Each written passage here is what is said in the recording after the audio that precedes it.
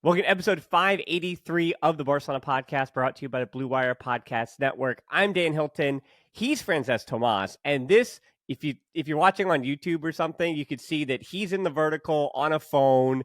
I am fully with more of a beard than you've ever seen and a hat, and it just there's an emergency part of all of this going on if you're watching on YouTube. But if you're listening, you're also going to hear, Francesc is on a phone, but we had to get something out. I was planning after PSG and Real Madrid, as I had said, just an emotional time of the year. A lot of people wind up tuning out until next season. So I started to do my transfer target homework and trying to start to think about next year's project while just, going through the motions a little bit with the final match reviews and winding it down. But now we've got Xavi likely to stay, and everything changed last night. So trying to figure it all out and sort through it, Francesc has joined me, and I do have my Hola Culé shirt. Hello, but my Hola Culé shirt on. So Francesc, I'll let you do the honors. Hola, culés. Hola, Dan, Daniel, amiguito. I'm really happy to be in the podcast again. I'm in the middle of moving. I'm actually in my daughter's room. So you may see Stitch and Lilo and all sorts of princesses behind. Unfortunately, we're here to talk about something that needed to get out, something that I'm assuming most people will be happy with, but I think there's going to be a large portion of people who will be disappointed. So here to help. Well, yeah, Laporta and Xavi met last night at Laporta's house. Laporta basically said, to your point, Xavi, you're the only princess I want until 2025, and Yep. that there are no others. So it was always that Xavi was likely to leave, but apparently this meeting changed everything. And Laporta said, this is the official statement, that there was no other choice. Yet Hansi Flick's camp said that there was something. But what we do know is that there really, truly was no other better choice. That's why in the last 3 weeks now, I've been saying, I get the sense that it is Rafa Marquez or nobody. And so I think a lot of Kool-Aid's now, the question they're being asked is, would it have been Xavi or if it was Rafa Marquez? And are those the only two options you had if Flick was too expensive? It's also like everything of that could be positive about this move, about how, as I said, like 2025 seems to be the year that they return to the Camp Nou late in 2025, 26. And they return to the Camp Nou, and the money that hasn't been there for the last 4 or 5 seasons, that might be the year where they finally can spend.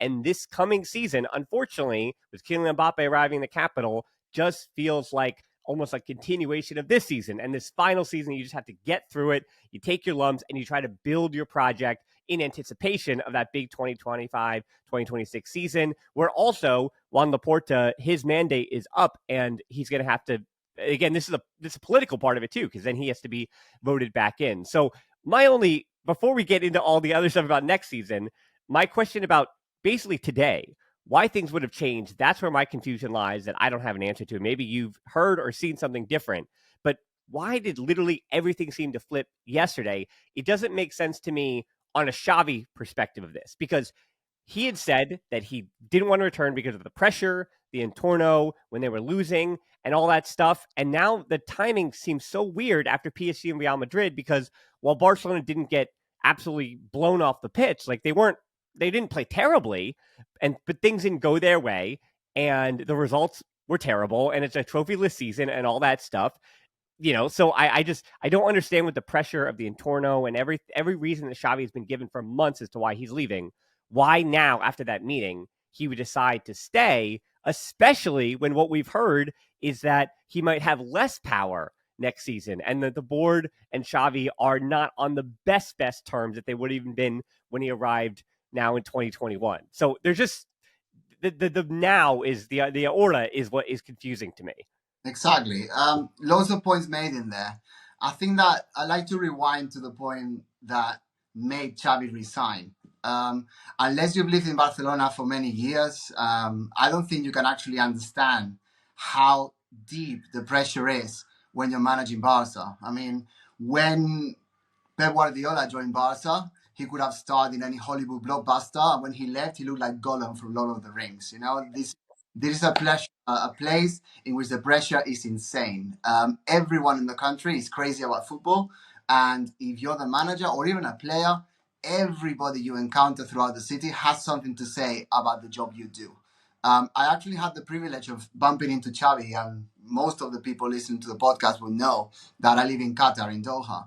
And I bumped into Xavi around the city several times, and he was just walking around. Nobody was approaching him. He was actually quite surprised, actually, that I did.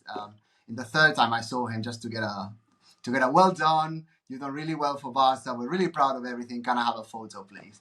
But obviously, going from that to being in the middle of football hell, as you can call it, not having pretty much any money to make any signings, or at least having a 5% of the money you used to have to bring, the most expensive player from PSG in Ronaldinho, a player that Real Madrid would have wanted to buy at the time in Eto'o, the player that everybody at the time when Guardiola joined Barca wanted to sign, that was Dani Alves with Madrid after them, or Abidal, etc. All of those players that we managed to sign 14, 15 years ago, they are not even dreams right now. Our only hope to get forward is to make sure that La Masia produces players that can play at first team level. And if you think about the current team, you've got Araujo, you've got Fermin, you've got Lamine Yamal, of course. You can argue Pedri as well. You've got Gavi, and the core of the team are taking us forward, having come from the ranks. And there is no better coach in world football that is available for Barca, that is ready to work under the umbrella of austerity, Laporta as a president, and being able to sort of hold the boat afloat in terms of withstanding all of the pressures that come in every press conference, every time he goes out to pick up the kids from school, every time he goes for dinner with a wife, all of these things playing in his mind. It is quite obvious that Laporta and Deco, etc., have been playing around, have been trying to work out which managers out of all of the ones that are available and could potentially do the job, which, to be honest, there's not many. And there's no better choice than Xavi.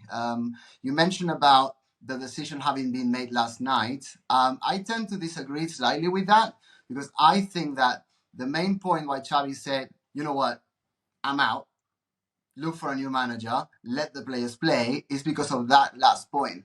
Xavi saying that changed the systematic questions that he was getting on a daily basis. When are you leaving? What else do you need to do to quit? The insuficiente, all of the different sort of covers in Mundo Deportivo, Sport, obviously Marca and Us, all of those, the amount of pressure was insane at a point in the season in which something needed to turn. Now, if you don't have any money to sign anybody of enough caliber to save the team, if the president is not changing, and the only thing that could have an impact was saying, you know what, I'm out. Like, let's not forget what Guardiola did way ahead of time. Luis Enrique ended up doing way ahead of time as well. He just followed that. As to why he changed his mind, I really do think that when he quit, he said it with his mouth and not necessarily with all of his brain. I do know that, and it's obvious that it's his dream to coach Barca.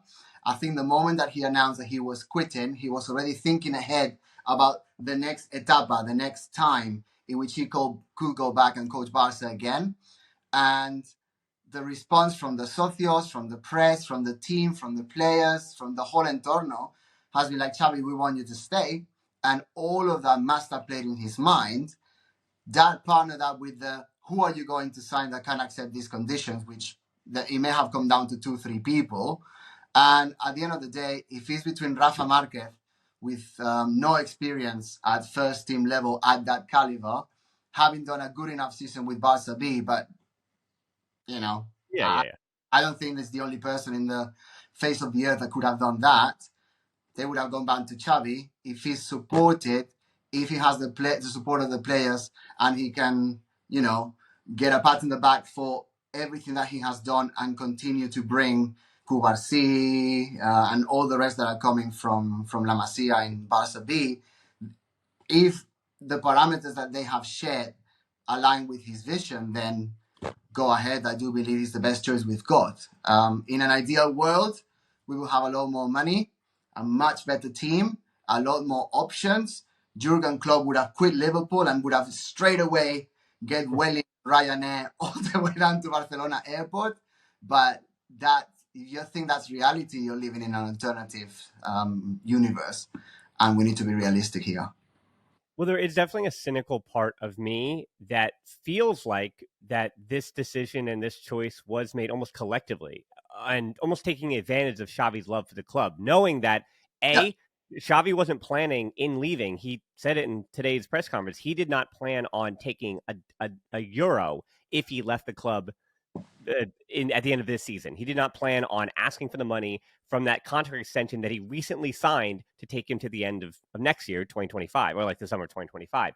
And so I think the club, the cynical aspect would be the club actually financially needed Xavi to continue on because they weren't going to be able to necessarily sign a manager, and I mean, as in register that manager for La Liga, because that's again part of while again they could physically afford him. I've been doing this a million times before. They could physically afford him. The club has revenue and income to they made revenue to and income to afford him, but it's a matter, can they actually register their first team manager with the Liga? And there might be a concern that they won't be able to do that with a Jurgen Klopp until 2025, right? That's and so Xavi's decision to stay had a lot to do with the club saying, hey, can you give us one final favor? Can you push through how much pressure there is for yeah, basically, in theory, one more season so that, you can be a part of this? And so there have been in the last 24 hours some things that have come out about how the board would want to enhance and maybe support, you could say, but also not even undermine, but try to say, hey, Xavi, this is how we as the board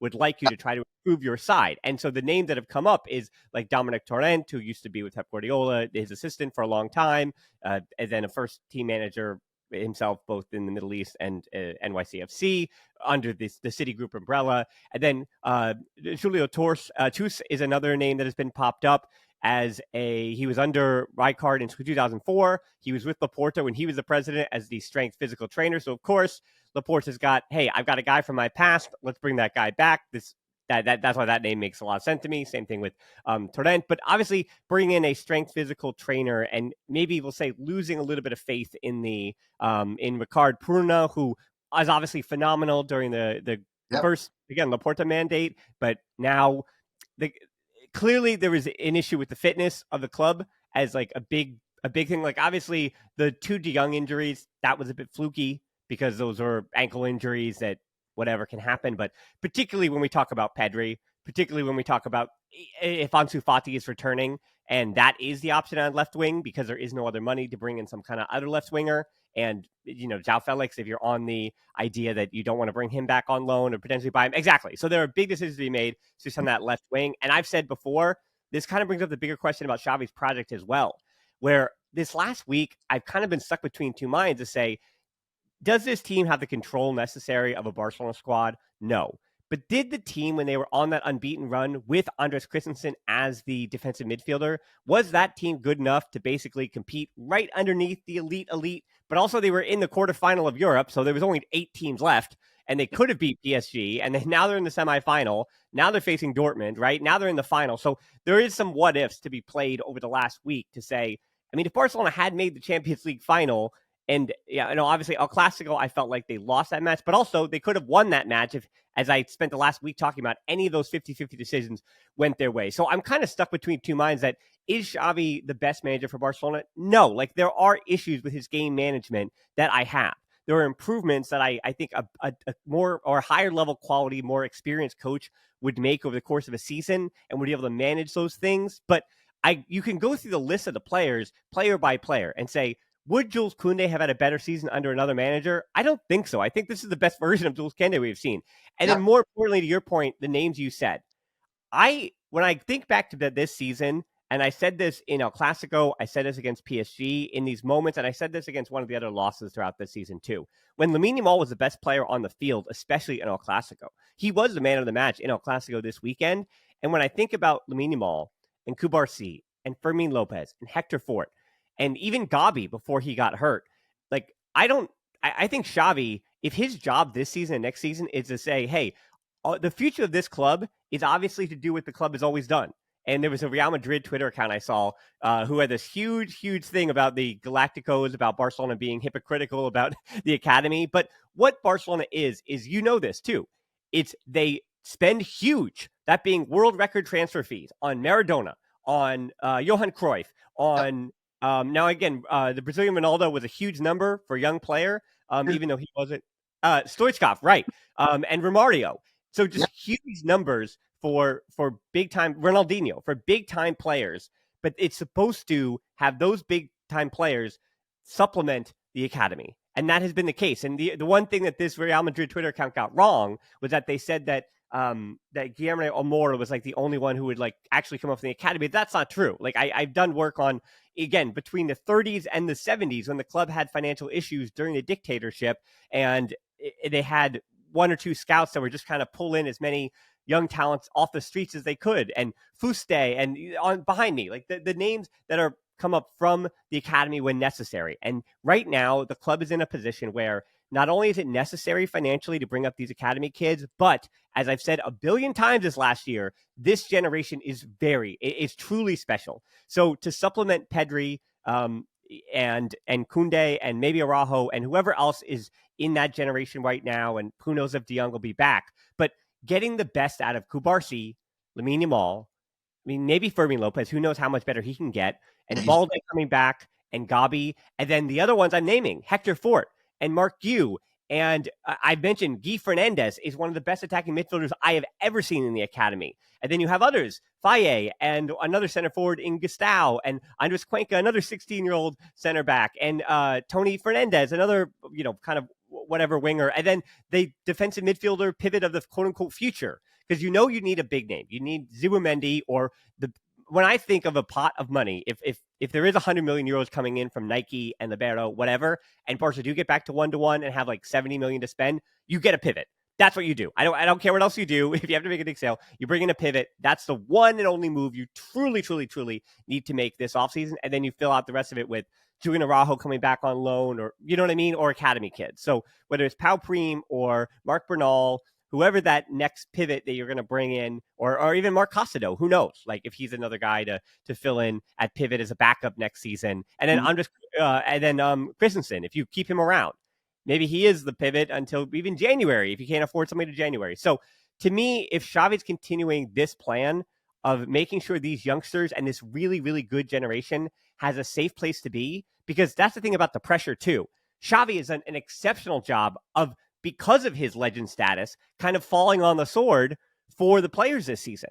I feel like the players have had less criticism than normal. Like other than when Lewandowski was in a complete, valley of form or whatever, when he was really struggling, and every week I was like, God, Lewandowski got to be better. Other than that, I can't feel like this season there were certain players that I just completely attacked. Because even Ora Romeu wasn't good enough. And instead of Xavi trying to play him until he tried to convince otherwise because he was a transfer, no, Xavi was like, I don't trust him at this moment either, and we've got to make something work. So, it took too long with Christensen then moving into the defensive midfielder was rash, but it worked out and it happened. So I just, coming into next season with all these young players, I think Xavi might be the man for that job.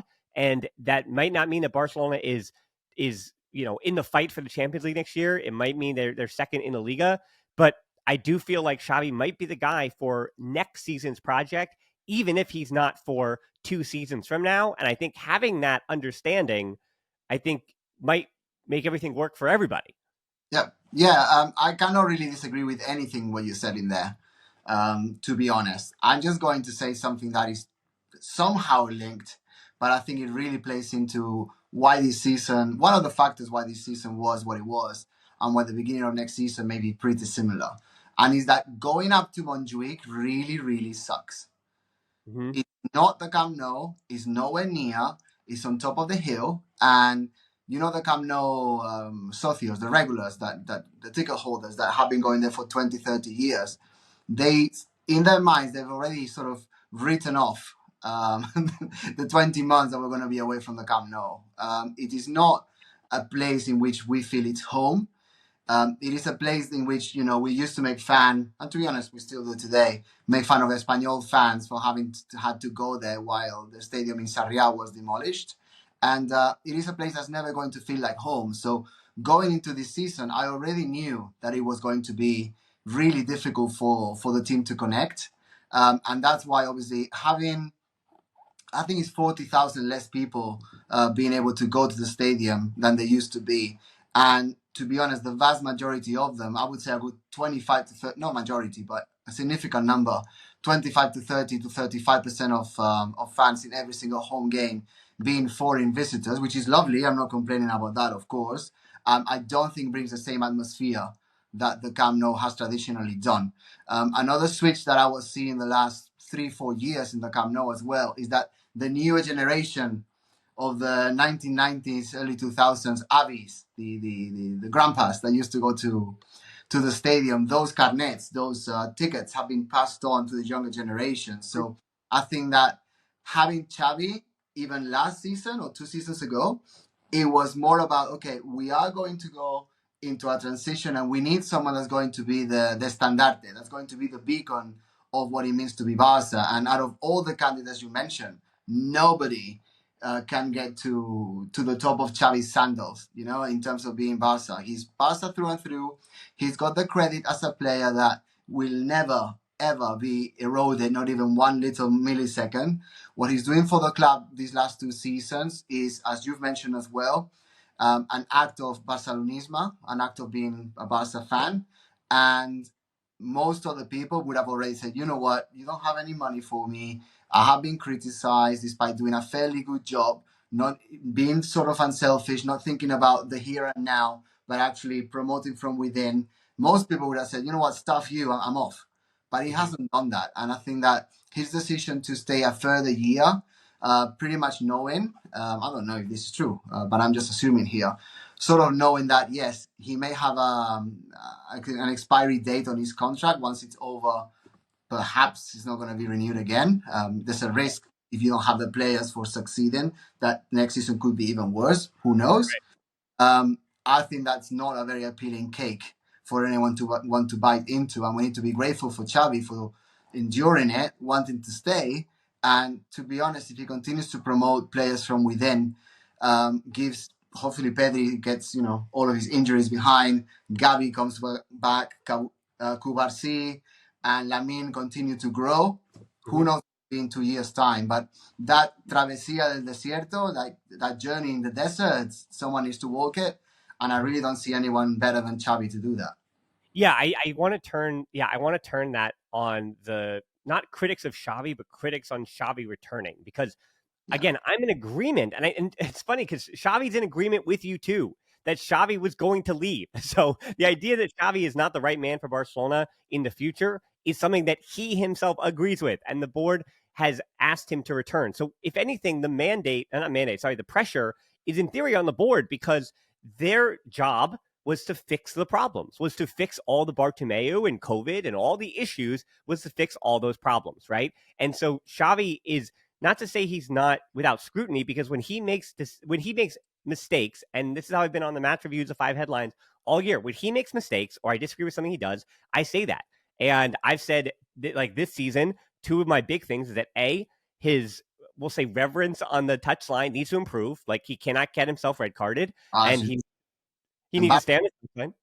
And then part 2 of that is that, yes, I would hope that Xavi continues to gain experience and to learn from the mistakes of this season, right? And to try to create a team that can have some, even without a pivot. Like that's not say like that's an excuse, because I make that excuse for him, but it's also not fully an excuse. You need to be able to have some modicum of control even without a pivot. And if that means that Xavi, you've got to sit down with De Jong and say, hey, buddy, like I thought I was leaving, but it's actually going to be you who you got to convince, hey, De Jong, if you really love this club, you got to do the opposite that I did, because the club needs you to go, right? And I know that's a difficult thing, and with his contract this coming season, it's hard for him to go. But if that's what is the best for the club, and Xavi needs to have that conversation with De Jong, they tried to force him out now twice before, but he's also now 2 years farther along in that contract, so things might be a little bit easier now. Again, he just had a baby, but I'm not saying throw any of these players out, but clearly there's something that this club fully, with the group that it has, the squad that it has, if they don't have the money to bring in somebody else,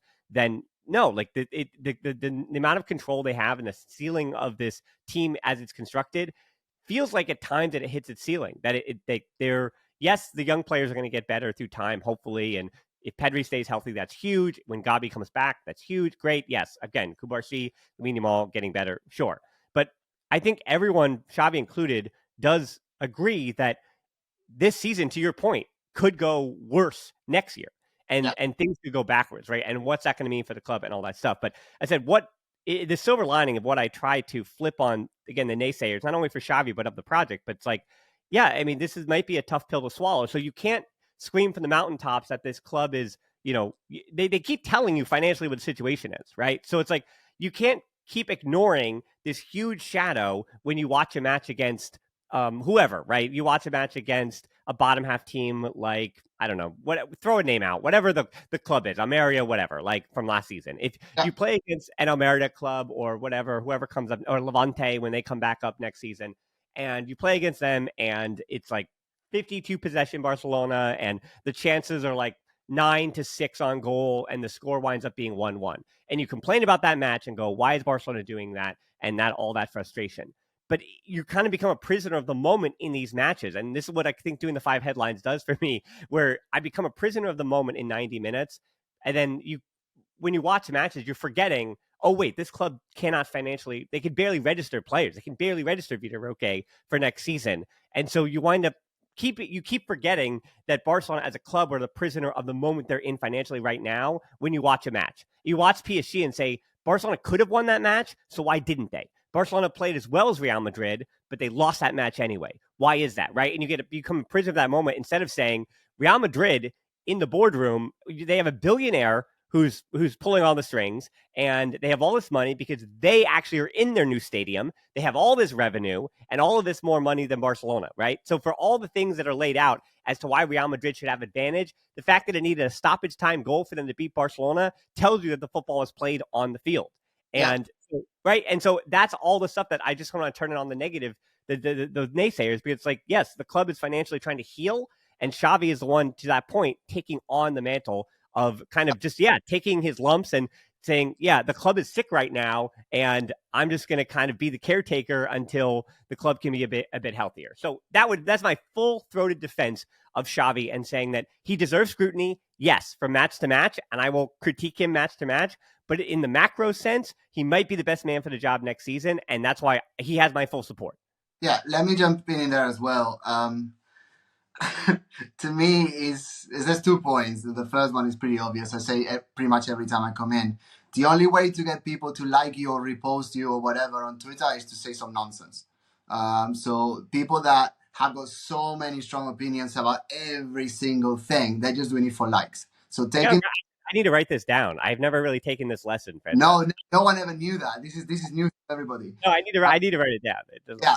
Number 2 is that if you think that Barca, with all the palancas that we've had to have over the last 2 years, to be able to sign Uriol Romeo for 4 million euros, which is what we did last summer, if you think that a team like that can compete with Real Madrid and PSG and name anybody in the Premiership, even Bayern Munich as well, then you're quite delusional.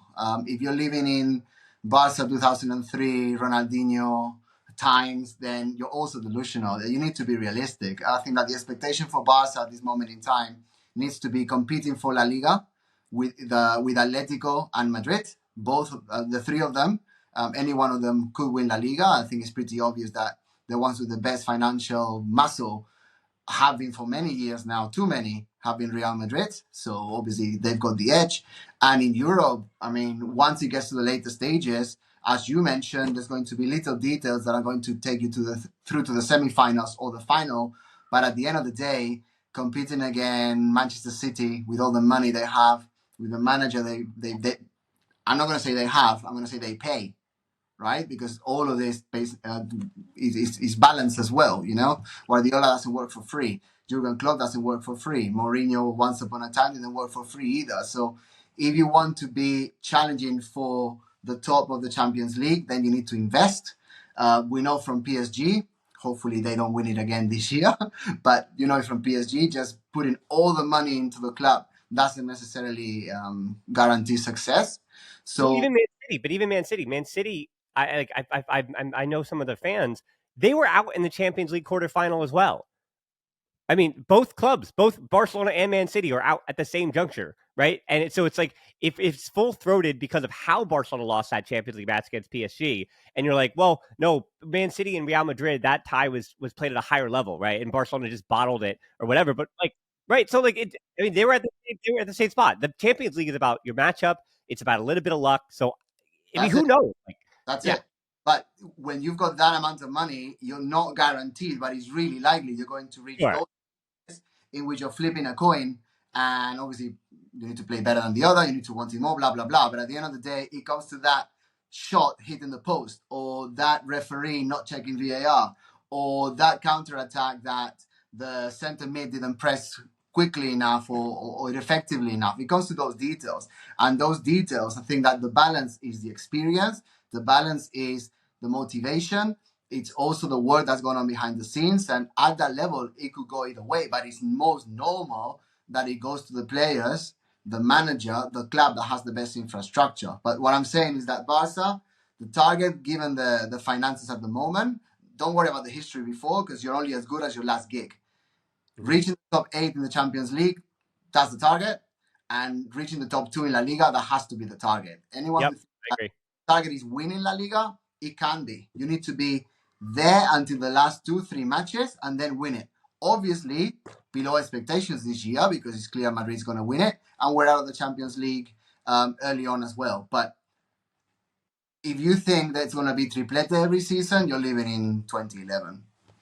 Yeah, I would say for next season, that's true. That if you're competing for the Liga, and let's say Barcelona do somehow find a way to win the Liga, it's about consistency and a little bit of luck as well there. But let's say Barcelona do win the Liga, then Xavi winds up, or even any trophy, if they win the Copa del Rey next season, right? Then Xavi in 3.5 seasons in this really, really down period where financially they were in trouble and Real Madrid had all this financial might, will remember this era as, well, Xavi still somehow managed to get, a La Liga title at least, and then maybe, again, 2 Liga titles, that would be amazing, sure. But yeah, what are the expectations for next season, regardless of a manager? I think with the squad that Real Madrid will have and the one that Barcelona will have, I mean, unfortunately, yeah, that's what it is. It's financial metal that any manager for Barcelona is going to have an uphill battle next year. Sorry to cut you out here. I know we don't normally do this, but what do you remember about the Koeman years? Yeah, as in, like, how do I mark that era? Yeah, I'm what do you remember? First thing that springs to mind. Geez, I remember some of those front lines with Abde and Jutla, and I just remember when I'm looking at my 11s. I mean, that's how I remember it. I look back and I go, ooh, like, I mean, the way I remember the Koeman years is that Messi was there and then Messi was gone because of naivety from the club. And I mean, really, just this club, he was the manager, a former legend who kind of had to take the club through a very dramatic period, which is the Yes. greatest player of all time left your club while you were the manager and people hated you. So was Koeman the best manager? No. Tactically, I did not love Koeman as manager, but I remember him as the man that was there when all of this terrible things happened. And Yeah. again, I want to hope I remember this Also, he era. Yeah. Araujo joined the team. Pedri started playing. Ricky Puig did well as well. That didn't go well. Ansu got injured, but Ansu could have been Mhm. dominating. And then Gavi sort of getting his first chances as well. So that's what we'll remember. That's what we'll Oh, remember. This Rijkaard gave the chance to Iniesta all those years ago. Koeman got Pedri. Xavi, Cubarsí, Lamin. So that's what we're going to earn. That's what we're going to gain as the years go by. Trophies come and go. I mean, if you are really, really cynical about the whole thing, Xavi's won 50% of the ligas that he's been part of. mhm. So far, to date, he has. So the titles mean something at the time and they're part of history. But for Culés, it's about which potential idols, which great players sort of are born in every tenure of every manager. And Xavi is doing a great job of nurturing those talents that could hopefully, maybe in the later Xavi years, maybe someone on a different manager joins us in a year or two. Who knows? But it's putting the foundation for the growth that will enable us to be successful, even with even without the budget. I mean, yes, the only big risk, obviously, is that, I mean, if you had told me when Ernesto Valverde first called up Ansu Fati, I'm like, this kid's guaranteed. Let's mark him in 10 years from, and the club gave him the number 10 shirt and the money was there. Same thing with Pedri. When I saw those kids, I'm like, these kids are going to be a part of it the way that Xavi and, I mean, Iniesta, Xavi, Messi, even, it wasn't guaranteed at all times, but it wound up working out. So you never know. I mean, and then Gabi, how we return from his ACL, things like that. So for Lamine Yamal and Kubarsi, they're so young. That remember, they're 4 years away from being 21 and 20 years old. Like, Yeah. that's how young they are. They're 4 years away from that, or now 3 years or 3.5 years, whatever. So a lot can happen, unfortunately, and progression is not linear. I always say that. Like, progression is not linear. Things don't always have to work out. But Barcelona now, with this, as I said, with this generation, they have so many. What's the metaphor? What's the phrase? But they have so many. The opportunities to pick an apple. I don't know. The metaphor is lost on me because it's an emergency podcast. Whatever it is. They like fruits. That's what you're trying to say. Bites at the apple. Is that what the metaphor is? Whatever it is. They're So vegetarians. so they have so many chances at grabbing different vegetables, whatever it is. But you give yourself as many opportunities for, is this next young player going to be the guy? Because again, Gavi and Pedri, both the young player or the golden boy, and Balde was, I mean, as much as people criticized him, was the best 20-year-old left back in world football when at least last season. This season he not as great. Then he got injured, but I mean, yes, he's one of the highest potential left back prospects in world football still, if he's able to come back healthy. So there is this world, as well as negative as you can be. There is this world where these young talents and players stay healthy, and next season is fine. Like, next season meets the expectations of what the club can do. And I said, financially, hey, if 70 million euros pop up and you can spend that on just one player, grab a pivot. And then I'll criticize Xavi, because now I think he has actually what he needs to take this club to the next level as well. I mean, you have Vitor Roque as well. You brought in Vitor Roque to score some goals to supplement Lewandowski next season. So you have your future contingency plan there as well. Mark, you or Vitor Roque, you hope is going to pop to bring in, 10 goals next season. And again, Fermin Lopez is on pace he got 7 now. He's on pace for like 8 goals. And where was that going to come from? So there is this path forward next season where it's not so bad as well, because of the squad is constructed, where you're 1 or 2 pieces away. So I'm going to try to be optimistic, right? And I think social media, don't let social media remind you that the sky is falling and everything is terrible. Like, it's like things are okay. Like, Barcelona, yes, this last week was terrible. But this last week was terrible because Barcelona is this close, right? And if you had told me with the finances and the squad and Xavi leaving that Barcelona can be this close to that kind of week and it's going to be this painful, I would have said, actually, believe it or not, I'll take that. I will take like heartbreak in the quarterfinal of Champions League with a path to the final. And I mean, La Liga was kind of gone, sure, but I can look back to the Villarreal result and like 2 or 3 other results and say, hey, Barcelona was honestly like 15 good minutes this season away from actually contending for the Liga, and 4 or 5 moments go the opposite way, and Barcelona are right there. So it's as negative as it feels like all the time we should be. Maybe you don't have to be so negative all the time. Things going to be okay. Yeah, things would be a lot better if Madrid don't win the Champions League. Yeah, sure. Yeah, it's so. Of course. That changes perception, because if you get knocked out of a competition that Madrid ends up winning, and it's I don't know which one it is, 16th would be, that would be horrendous. So cheering for Dortmund and whoever else is left as much as I can. Well, yeah, because then you got to decide between PSG and Real Madrid in the final potentially, which is, that's kind of. I've never really skipped Champions League finals, but maybe maybe you do. I watch it like this. Yeah. Green. Yeah. All right, Francesc. Well, it was wonderful to have you. Thank you for helping me get through this emergency podcast. I think we did our job. So, yeah, thanks as always. And that's it. So we'll do what you can do, because he's on. Usually this is the point I'm stuttering here, because this is the point where I tell my guests to plug their stuff on social media. But Francesc on social media is not there, so follow. He does not exist. I have real friends. I don't have to shout at people online. Yeah, sure. So advise me, and you can get rid of me by just pressing the button. So that's all good. Honestly, it's liberating. Do continue to follow the podcast, but it really is liberating to be able to just come home and not have anything to check. It's pretty good.